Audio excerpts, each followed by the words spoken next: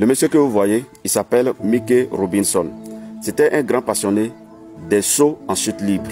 Un jour, lui et deux de ses amis ont décidé d'aller faire un saut en chute libre en avion. Pendant le trajet, l'avion a fait un crash très violent. Une fois l'appareil à terre, l'avion a fait tonneau plusieurs fois. Et un de ses amis avait pu s'échapper. Mais lui, Mickey, et le pilote se sont retrouvés coincés dans l'appareil. Son ami qui avait pu s'échapper est venu pour essayer de les aider. Mais Mickey était recouvert de carburant et le feu s'est déclenché dans l'appareil. Il était brûlé au 3e degré. Son ami a fait tout son effort pour le faire sortir de là.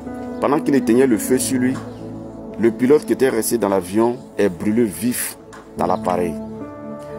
À l'hôpital, lorsque les médecins ont vu son état, ils ont vu qu'il était vraiment très brûlé et qu'il ne pouvait plus vivre.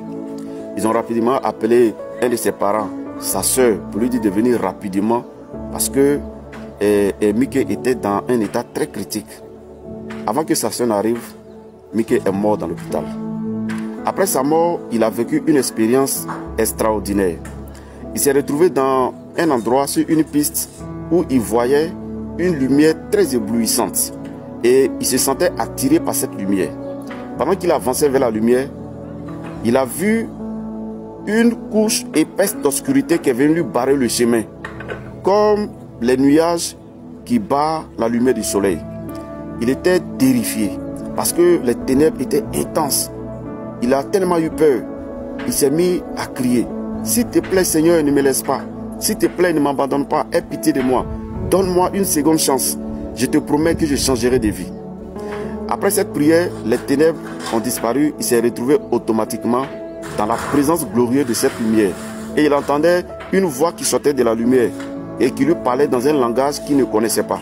Mais il a vu qu'il pouvait aussi s'exprimer dans ce langage et il a communiqué avec la voix qui sortait de cette lumière. Après cela, il est revenu en vie, il est ressuscité et en se réveillant, il continuait à parler sur le langage céleste.